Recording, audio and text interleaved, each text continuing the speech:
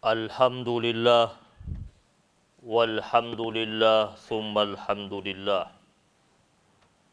nahmaduhu wa nasta'inuhu wa nastaghfiruh wa na'udzu billahi min syururi anfusina wa min sayyiati a'malina may yahdihillahu fala mudilla wa may yudlil fala hadiyalah Ashhadu an la ilaha illallah wahdahu la syarika lah wa ashhadu anna Muhammadan abduhu wa rasuluh la nabiyya ba'dah.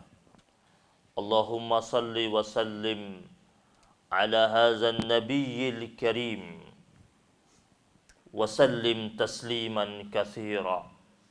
Fa ya ibadallah usikum wa iyaya nafsi bitaqwallahi wa ta'atihi faqad fazal muttaqun biqaulillahi ta'ala fil qur'anil aziz wa huwa asdaqul qailin a'udzu billahi as-sami'il alim minasy syaithanir rajim ya ayyuhalladzina amanu taqullaha haqqa tuqatih wala tamutunna illa wa antum muslimun.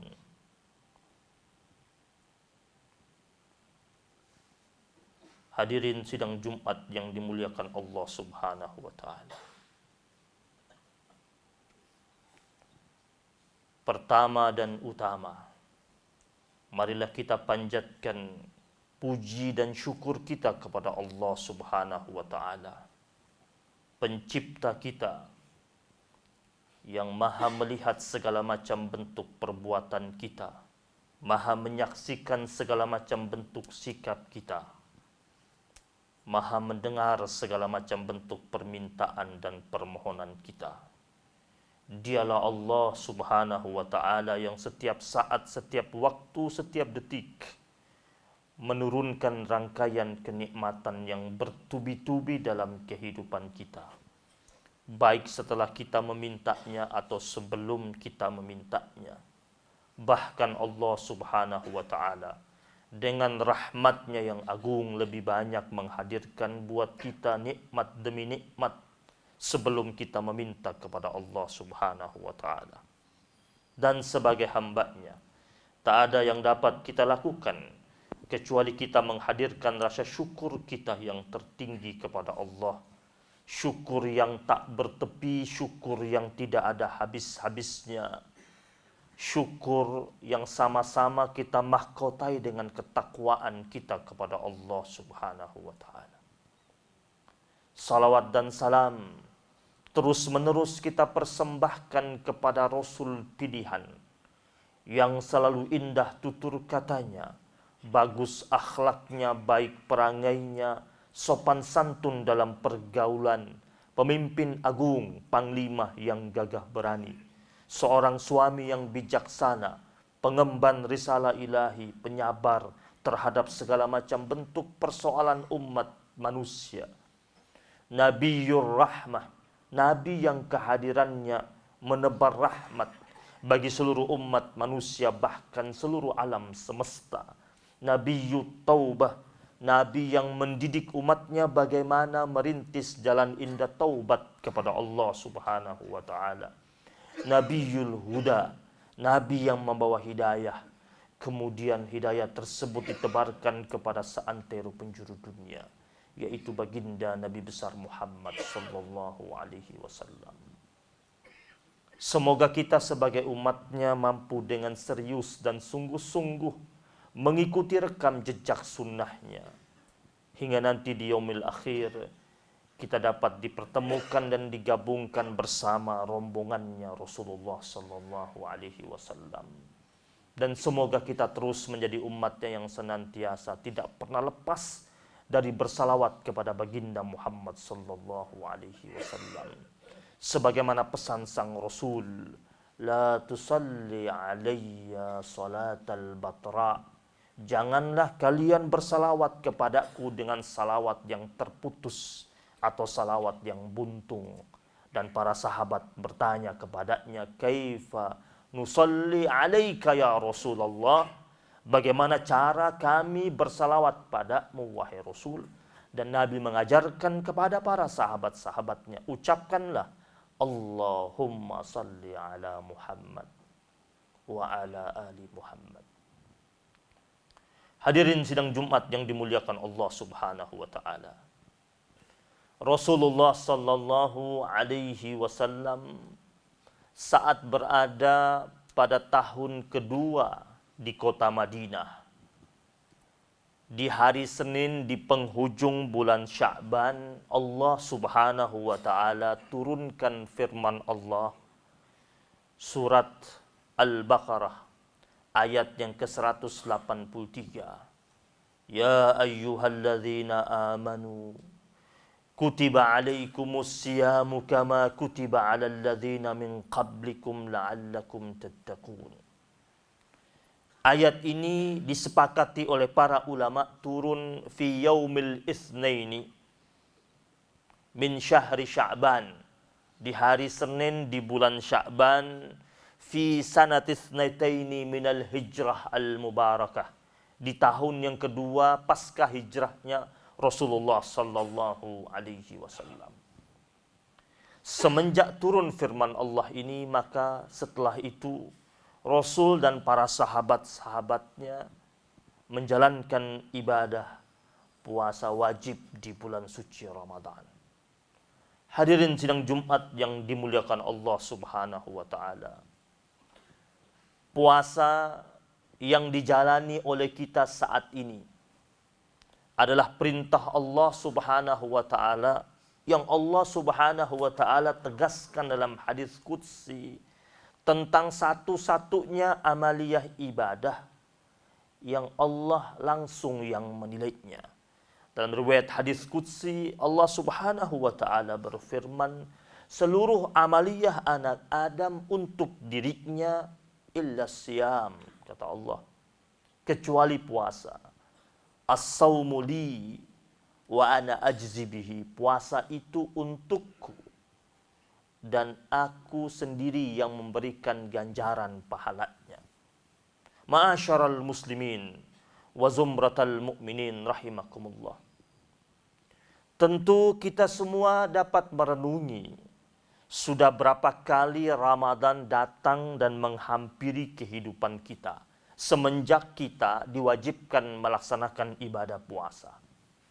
Lalu pertanyaannya adalah, setiap kali kita berada pada terminal Ramadan tersebut, apakah ada perkembangan atau tidak? Atau jangan-jangan Ramadan berlalu dari tahun ke tahun tanpa ada bekas, tanpa ada progres, tanpa naik kelas. Sedangkan ketika Allah Subhanahu wa taala dengan kemuliaannya dan rahmatnya yang begitu agung mempersembahkan kita sebuah madrasah rohani yang namanya Ramadan, yang kita sekolah di dalamnya selama 1 bulan, dengan harapan setelah kita sekolah selama 1 bulan dalam sebuah madrasah yang namanya Ramadan, kita mengakhiri sekolah tersebut dengan mendapatkan ijazah takwa. Sebagaimana tadi firman Allah dalam surat Al-Baqarah ayat 183 itu. La'allakum tattaqun. Karena seluruh ibadah muara akhirnya adalah takwa. Takwa ini adalah pesan yang sering Allah Subhanahu wa taala tegaskan dalam Al-Qur'anul Karim.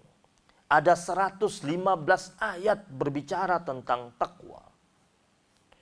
Takwa ini yang paling sering juga dipesan oleh Rasulullah sallallahu alaihi wasallam. Bahkan dalam setiap khutbah Jumat, setiap khatib naik ke atas mimbar selalu mensitir firman Allah tentang takwa, karena memang Rasul pun melakukannya itu. Bahkan dikatakan para nabi-nabi ketika mereka datang kepada umat yang mereka bimbing dan mereka tuntun, pesan mereka cuma 2, u'budullaha wattaquh. sembahlah kalian akan Allah dan bertakwalah kepada Allah Subhanahu wa taala. Hadirin sidang Jumat yang dimuliakan Allah Subhanahu wa taala.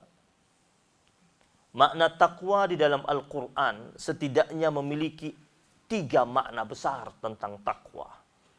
Yang pertama, takut kepada Allah Subhanahu wa taala. Sebagaimana firman Allah dalam Al-Qur'an, wa iyaya fattaqun, dan hanya kepada aku Allah kalian takut. Takutnya seorang hamba Allah yang muttaqin kepada Allah adalah takut yang dibungkus dengan cinta. Dia takut kepada Allah jika Allah murka padanya. Dia takut jika Allah tidak menurunkan rahmat dalam kehidupannya. Dia takut jika Allah Subhanahu wa taala tidak menghadirkan kebaikan demi kebaikan dalam kehidupannya. Dia takut kepada Allah Subhanahu wa taala kalau seandainya seluruh tatanan ibadah yang dia lakukan ternyata sia-sia di hadapan Allah Subhanahu wa taala. Karena dalam Al-Qur'an, dalam surat Al-Ghasyiyah, ada hamba-hamba Allah yang Allah katakan amilatun nasibah. Kerja keras yang dia lakukan di dunia tetapi kosong dan sia-sia di hadapan Allah Subhanahu wa taala. Ketakutannya kepada Allah, ketakutan yang diiringi dengan sandaran yang begitu kuat kepada Allah. Allahus Samad, Allah tempat dia bersandar dan bergantung. Huwallazi yasmudu ilaihil hajat, dia Allah di mana segala macam bentuk hajat, keinginan kita sandarkan. Makna takwa yang kedua dalam Al-Quran adalah beribadah dengan sungguh-sungguh dan serius. Sebagaimana firman Allah dalam surat Al-Imran, ya ayyuhalladzina amanu taqullaha haqqa tuqatih wa la tamutunna illa wa antum muslimun. Hai orang-orang yang beriman, bertakwalah kalian kepada Allah haqqa tuqatih, dengan takwa yang sungguh-sungguh, dengan takwa yang serius, dengan takwa yang genuine, dengan takwa tanpa ada unsur kepalsuan di dalamnya. Dengan takwa yang ia bawa terus menjadi bekal dia. Sebagaimana pesan Allah dalam Al-Quran, wa tazawwadu fa inna khairaz zadi taqwa. Maka berbekallah kalian wahai hamba-hamba Allah, karena sebaik-baiknya bekal itu adalah takwa kepada Allah Subhanahu wa taala. Makna takwa yang ketiga adalah membersihkan diri dari segala macam bentuk dosa dan noda. Hal ini sebagaimana Allah Subhanahu wa taala tegaskan juga dalam Al-Qur'an. Wa may yuti'illaha wa rasulahu wa yakhshallaha wa yattaqih fa ulaika humul faizun. Siapa saja dari hamba Allah Subhanahu wa taala yang patuh dan taat kepada Allah dan Rasulnya, kemudian yakhshallah, orangnya hanya memiliki rasa kekhawatiran dan ketakutan kepada Allah Subhanahu wa taala. Wa yattaqih, dan membersihkan dirinya dari segala macam bentuk dosa dan noda. Orang yang bertakwa bukan orang yang bersih terus. Orang yang bertakwa pernah berada pada lingkaran kesalahan dan kedurhakaan. Tetapi orang yang bertakwa ketika dia berbuat salah, cepat-cepat dia kembali. Cepat-cepat dia menyadari segala macam bentuk kekhilafan yang telah dia lakukan. Dan berusaha untuk membersihkannya. Dan Allah katakan, faulaika humul faizun. Mereka itulah orang-orang yang mendapatkan kemenangan dan keberuntungan. Di penghujung Ramadan nanti biasanya kita sering mengucapkan minal aidina wal faizin. Semoga kita kembali menjadi hamba Allah yang kembali kepada nilai fitrah dan mendapatkan kemenangan dan keberuntungan. Puasa yang sedang kita lakukan, kita berharap kita mendapatkan ijazah takwa.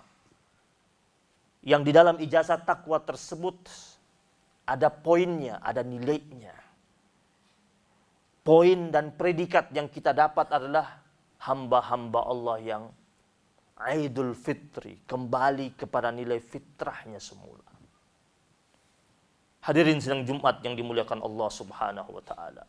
Rasulullah sallallahu alaihi wasallam ketika datang bulan Ramadan sebagaimana yang diriwayatkan dari sahabat Nabi Salman Al-Farisi, Rasul lalu berkhutbah dengan mengatakan, ayyuhan nas, wahai sekalian manusia, qad adhallakum syahrun azim, telah datang menaungi kalian bulan yang agung, bulan yang mulia. Syahrun mubarak, bulan yang penuh dengan keberkahan. Kenapa dikatakan bulan Ramadan penuh dengan keberkahan? Karena bulan Ramadan Allah Subhanahu wa taala menyiapkan aneka door prize pahala kepada hamba-hamba Allah yang ingin merengkuh dan menjemput pahala tersebut. Di mana amaliyah sunnah, kebaikan-kebaikan yang kita lakukan bernilai wajib, dan amaliyah wajib yang kita lakukan mendapatkan rangkaian pahala 10 kali lipat, bahkan ila sab'ami'ati di'fin, kata Rasul, sampai 700 kali lipat, au ad'afin katsirah, atau bahkan kelipatan yang berlipat ganda lagi. Bulan yang dimana kata Rasul pada khutbahnya tersebut, fihi lailatun, di dalamnya ada malam khairun min alfi syahr, ada malam yang jauh lebih baik daripada 1000 bulan. Saat ini kita masih berada pada hari yang kedua. Ada yang salah kaprah ketika dia belum menggencarkan amaliyah ibadahnya ketika awal Ramadan. Ia menanti melaksanakan keseriusan dan sungguh-sungguh untuk melaksanakan amaliyah ibadah ketika berada di penghujung Ramadan. Bukankah kuda pacu itu menang dalam pertandingan ketika dia sudah memulainya dan memenangkan pacuan tersebut dari awal? Bukankah pertandingan sepak bola sampai ke babak final dengan gemilang ketika klub-klub bola tersebut mampu melewati babak-babak penyisihan dengan sebaik-baiknya? Yakinlah sidang Jumat yang dirahmati Allah Subhanahu wa taala, setiap kebaikan yang kita lakukan dari awal Ramadan saat ini, maka Allah akan berikan kita taufik untuk dapat melakukan kebaikan pada hari-hari berikutnya. Begitu pula sebaiknya, begitu pula sebaliknya, seperti orang yang melakukan keburukan, pelaku maksiat, jika dia melakukan satu kejahatan berarti ia sedang mengundang kejahatan baru berikutnya pada hari-hari yang lain. Maka ketika kita masih berada di awal-awal Ramadan, mari kita giatkan seluruh aktivitas rohani kita. Betul-betul kita pasrahkan dan serahkan kepada Allah Subhanahu wa taala. Kita menggiatkan beberapa amaliyah penting sepanjang Ramadan, dimulai dengan sedekah, yang bagaimana sabda Rasul, afdalus sadaqah sadaqatun fi Ramadan, sedekah yang paling afdal, sedekah yang dikeluarkan di bulan suci Ramadan. Bahkan ada sebuah hadis di mana Rasul bersabda, man fattara sa'iman ala ta'amin aw syarabin min halalin, siapa saja yang memberi makan, memberi minum orang yang berpuasa dari uang dia yang halal, sallat alaihil malaikah fi sa'ati syahri Ramadan, para malaikat Allah akan mendoakan hamba Allah tersebut di setiap jam di bulan suci Ramadan. Wa salla alaihi Jibril lailatul qadar, dan Jibril alaihi salam, panglimanya para malaikat, mendoakan hamba Allah tersebut di malam-malam qadar. Sehingga ada yang berpandangan melalui hadis ini, mereka yang ahli sedekah juga punya potensi untuk bersua dengan Lailatul Qadar. Amalan lainnya yaitu qiyam. Malam-malam Ramadan, malam yang panjang. Dan malam yang panjang itu ketika kita isi dengan amaliyah yang terbaik. Lewat qiyamul lail. Man qama Ramadana imanan wa ihtisaban, ghufira lahu ma taqaddama min dzambih. Barang siapa yang bangun di malam hari sepanjang Ramadan mengisinya dengan dua nilai. Dia terjaga sepanjang malam Ramadan dengan dua hal, imanan wahtisaban, dengan keimanan yang kokoh, wahtisaban, dan berharap ridha dan rahmat dari Allah Subhanahu wa taala. Ghufira lahu ma taqaddama min dzambi. Akan terampuni dosa-dosa dia di masa lampau. Amalan berikutnya tilawatul Quran. Ramadan dikatakan sebagai bulan yang penuh keberkahan karena malam-malam Ramadan, malam turunnya Al-Quran. Sebagaimana firman Allah dalam surat Ad-Dukhan, Inna anzalnahu fi lailatin mubarakatin, inna kunna munzirin. Sesungguhnya kami Allah telah menurunkan Al-Quran fi lailatin mubarakatin, di malam-malam yang penuh keberkahan. Inna kunna munzirin. Sesungguhnya kami Allah senantiasa memberikan peringatan demi peringatan. Maka Al-Quran adalah bacaan yang terindah dan terbaik yang kita lakukan sepanjang bulan suci Ramadan. Rasul sallallahu alaihi wasallam pernah berpesan bahwasanya nanti di yaumil qiyamah Al-Quran dan puasa akan datang menghadap Allah memohon untuk memberikan syafaat kepada hamba-hamba Allah Subhanahu wa taala. Datang Al-Quran berkata kepada Allah, Ya Rab, mana'atuhu anin naum. Aku yang mencegah dia untuk tidak tertidur, sehingga dia senantiasa membacaku. Maka aku minta kepada Engkau, Ya Rab, untuk syafaat buatnya. Dan datang pula puasa. Puasa berkata, Ya Rab, mana'atuhu anil akil wasyurb. Aku yang mencegah dia untuk tidak makan, tidak minum di siang hari. Dan aku datang kepada Engkau, ya Allah, agar memberikan syafaat untuknya. Rasulullah perintahkan para sahabat-sahabatnya, ayyakhtimal Qur'an fi kulli sab'in. Setiap 7 hari menghatamkan Al-Quran. Bahkan menurut riwayat Umar ibn Khattab radhiyallahu ta'ala anhu, setiap kali datang Ramadan, beliau menghatamkan Al-Quran 1 hari 1 kali khatam. Dan kenapa itu mudah bagi Umar ibn Khattab? Ternyata Umar ibn Khattab di luar Ramadan, Umar ibn Khattab terbiasa menghatamkan Al-Quran fi kulli thalathin. Setiap 3 hari. Sehari 10 juz yang dibaca oleh Umar ibn Khattab radhiyallahu ta'ala anhu. Al-Quran akan mencemerlangkan hati kita. Sebagaimana sabda Rasul, Innal quluba tasda'u kama yasda'ul hadid. Hati-hati manusia itu dapat berkarat sebagaimana berkaratnya besi. Para sahabat bertanya kepada Rasul, Fama jala'uha ya Rasulullah. Bagaimana caranya untuk mengkilatkan hati tersebut? Nabi mengatakan, tilawatul Quran. Membaca Al-Quran. Amalan lainnya, i'tikaf, mulazamatul masjid lil ibadah, melazimkan diri kita di masjid semata-mata beribadah kepada Allah Subhanahu wa taala. Mereka yang sudah mengangkat dirinya untuk beriktikaf adalah hamba-hamba Allah yang berusaha untuk melepas segala macam bentuk atribut-atribut duniawinya dan hanya mengkhususkan waktunya untuk bermesraan dengan Allah Subhanahu wa taala. Menjauhi segala macam bentuk aktivitas duniawinya di sementara waktu. Dan mengkhususkan waktunya hanya diisi dengan 3 hal. Salat, baca Quran, dan zikir. Dan mereka yang telah mengangkat niat untuk i'tikaf, tentu sedikit tidurnya. Dengan harapan agar Allah Subhanahu wa taala menurunkan rahmat sepanjang Ramadan yang telah dia lalui itu. Semoga Allah Subhanahu wa taala menjadikan kita sebagai hamba-hamba Allah yang kuat menjalani ibadah puasa kita di tahun ini. Sambil kita berdoa kepada Allah, semoga Ramadan kita tahun ini adalah Ramadan yang jauh lebih baik, lebih indah, lebih sempurna, lebih mulia, lebih berkah daripada Ramadan kita tahun-tahun sebelumnya.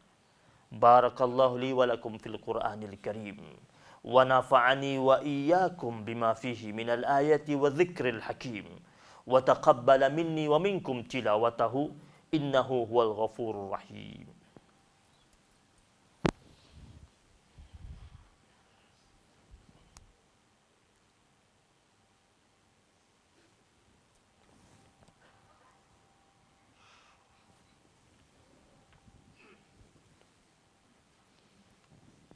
Alhamdulillahi Rabbil Alamin wal aqibatu lil muttaqin wala udwana illa 'alal zalimin. Asyhadu an la ilaha illallah wahdahu la syarika lah wa asyhadu anna Muhammadan 'abduhu wa rasuluh la nabiyya ba'da. Allahumma salli wa sallim ala hadzal nabiyyil karim وسلم تسليما كثيرا فيا عباد الله أوصيكم وإياي نفسي بتقوى الله وطاعته فقد فاز المتقون بقول الله تعالى اتقوا الله حق تقاته ولا تموتن إلا وأنتم مسلمون واعلموا أن الله تعالى قد أمرنا بأمر بدأ فيه بنفسه إن الله وملائكته يصلون على النبي يا أيها الذين آمنوا صلوا عليه وسلموا تسليما اللهم صل وسلم على سيدنا محمد وعلى آل سيدنا محمد كما صليت على سيدنا إبراهيم وعلى آل سيدنا إبراهيم وبارك على سيدنا محمد وعلى آل سيدنا محمد كما باركت على سيدنا إبراهيم وعلى آل سيدنا إبراهيم في العالمين إنك حميد مجيد اللهم اغفر للمسلمين والمسلمات والمؤمنين والمؤمنات الأحياء منهم والأموات إنك سميع قريب مجيب الدعوات ويا قاضي الحاجات اللهم اجعل إسلامنا إسلام المسلمين وإيماننا إيمان المؤمنين وصلاتنا صلاة الخاشعين ونيتنا نية المخلصين وسجودنا سجود المتواضعين وذنوبنا يا الله ذنوب المستغفرين واجعل حياتنا حياة العلماء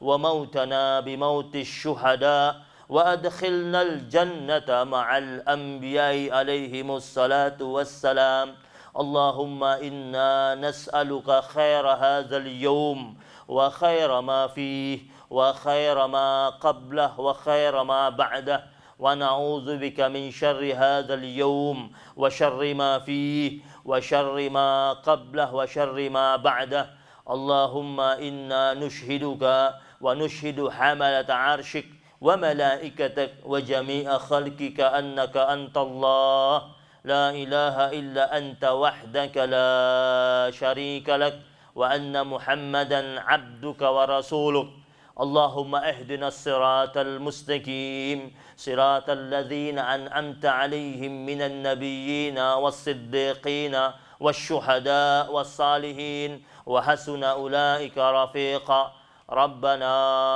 آتنا في الدنيا حسنة وفي الآخرة حسنة وقنا عذاب النار وأدخلنا الجنة مع الأبرار يا عزيز يا غفار يا رب العالمين عباد الله إن الله يأمرنا بالعدل والإحسان وإيتاء ذي القربى وينهانا عن الفحشاء والمنكر والبغي يعظكم لعلكم تذكرون أقم الصلاة